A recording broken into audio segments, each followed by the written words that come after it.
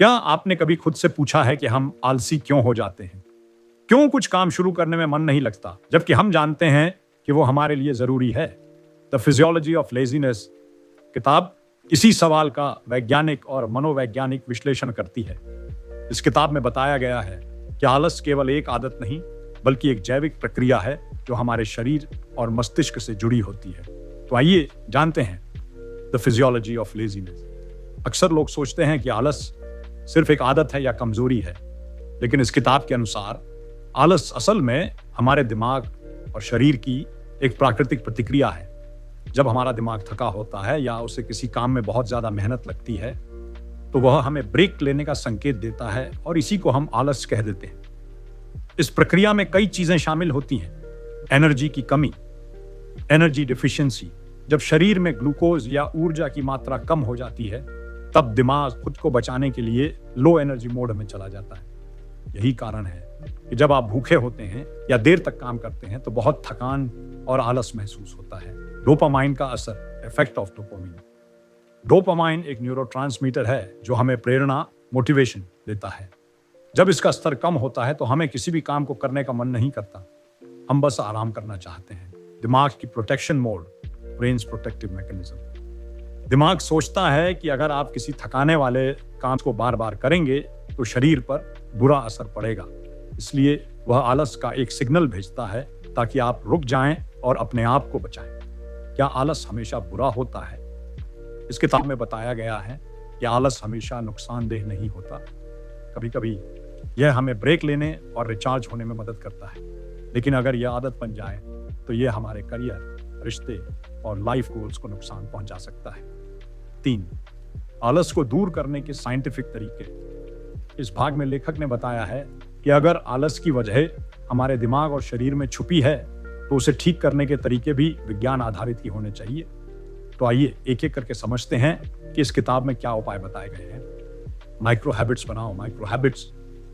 बड़े कामों को शुरू करना मुश्किल लगता है, इसीलिए लेखक सलाह देते हैं कि आप काम को छोटे छोटे हिस्सों में तोड़ो। जैसे पूरी किताब पढ़ूंगा की बजाय कहो मैं सिर्फ एक पेज पढ़ूंगा। 1 घंटा जिम जाऊंगा की बजाय मैं बस 5 मिनट एक्सरसाइज करूंगा। छोटा स्टेप लेना आसान होता है और दिमाग में रेजिस्टेंस नहीं आता। Dopamine trick, the dopamine hack. लेखक कहते हैं कि जब आप किसी काम के साथ थोड़ा रिवॉर्ड्स जोड़ते हो तो दिमाग उस काम को करने के लिए तैयार हो जाता है। जैसे पढ़ाई के बाद अपनी पसंद की चीज खाओ, वर्कआउट के बाद अच्छा गाना सुनो या गेम खेलो। ये छोटे छोटे रिवॉर्ड्स आपके दिमाग में डोपामाइन रिलीज करते हैं, जिससे मोटिवेशन बढ़ता है। Energy management. आलस का सबसे बड़ा कारण है लो एनर्जी, इसलिए टाइम नहीं बल्कि अपनी एनर्जी को अच्छे से मैनेज करना सीखो। अच्छी नींद लो, 7 से 8 घंटे। हेल्दी खाना खाओ, कम शुगर, ज्यादा प्रोटीन। स्क्रीन टाइम कम करो। जब शरीर में ताकत होगी तो दिमाग भी एक्टिव रहेगा और आलस भाग जाएगा। डिस्ट्रैक्शन हटाओ, एलिमिनेट डिस्ट्रैक्शंस। आलस तब बढ़ता है जब हमारे आसपास बहुत ज्यादा डिस्ट्रैक्शन हो, जैसे मोबाइल, सोशल मीडिया या टीवी। इसलिए काम के वक्त फोन साइलेंट या फ्लाइट मोड करो। 25 minute focus, 5 minute break. Pomodoro technique अपनाओ। अपना कमरा और टेबल साफ सुथरा रखो। अपनी सोच को बदलो, शिफ्ट योर आइडेंटिटी। अगर आप खुद को आलसी मानते हो तो दिमाग उस पहचान को अपनाता है, लेकिन अगर आप खुद से कहो मैं एक डिसिप्लिन्ड इंसान हूं, तो दिमाग धीरे धीरे उस पहचान के हिसाब से काम करना शुरू करता है। बचपन की परवरिश और आलस के बीच का गहरा रिश्ता। लेखक बताते हैं कि हमारा आलसी या एक्टिव होना सिर्फ अभी की बात नहीं है, ये हमारे बचपन की आदतों, पालन पोषण के तरीके और आसपास के माहौल पर भी बहुत हद तक निर्भर करता है। चलिए इसे आसान भाषा में समझते हैं। जब बच्चों को बार बार टोका जाता है, अगर बचपन में कोई बच्चा कुछ नया करने की कोशिश करता है, जैसे खुद से खाना खाना, अपने तरीके से खेलना या सवाल पूछना, और उसे हर बार डांट या टोक दिया जाए, तो वो धीरे धीरे कोशिश करना छोड़ देता है। उसे लगता है मैं कुछ करूंगा तो गलती ही करूंगा, इससे अच्छा है कुछ न करूं।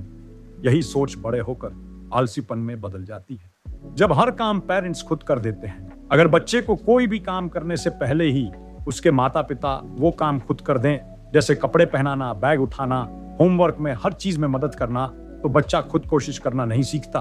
धीरे धीरे दिमाग में ये प्रोग्रामिंग हो जाती है कि मेरे लिए कोई और करेगा, मुझे मेहनत क्यों करनी। जब सिर्फ रिजल्ट पर ध्यान दिया जाता है तो प्रोसेस पर नहीं। बहुत बार बच्चों को सिर्फ नंबर लाने के लिए प्रेशर दिया जाता है और जब वो अच्छा नहीं करते तो उन्हें शर्मिंदा किया जाता है। इससे उनमें फेलियर का डर बैठ जाता है। अब वो कोई नया काम तभी करेंगे जब उन्हें पक्का लगे कि वो उसमें सफल होंगे, वरना आलस की आड़ में भागना शुरू कर देते हैं। तुलना और आलोचना। अगर बचपन से ही किसी बच्चे की तुलना हर वक्त दूसरे बच्चों से की जाए, जैसे देखो शर्मा जी का बेटा कितना तेज है, तुमसे तो कुछ होता ही नहीं, तो वो बच्चा खुद को नकारा समझने लगता है और ये सोचकर कुछ नया करने की कोशिश ही नहीं करता। बिना कारण के सजा और कंट्रोलिंग माहौल। जब पेरेंट्स बहुत ज्यादा कंट्रोल करते हैं और बच्चे की हर बात को गलत ठहराते हैं, तो बच्चा भीतर से रिबेल करता है लेकिन बाहर से चुप हो जाता है। इसका असर ये होता है कि वो खुद को एक्सप्रेस नहीं करता और उसका जोश धीरे धीरे आलस और बेजारी में बदल जाता है। इसका हल क्या है? लेखक कहते हैं कि हमें अपने भीतर के बच्चे को समझना होगा और उस सोच को हील करना होगा जो बचपन में बनी थी। जैसे खुद से कहो, अब मैं बड़ा हो चुका हूं, मैं खुद अपनी लाइफ का मालिक हूं। अपने पुराने लिमिटिंग बिलीफ्स को पहचानो और धीरे धीरे उन्हें बदलो। छोटी छोटी जीतों पर खुद को शाबाशी दो।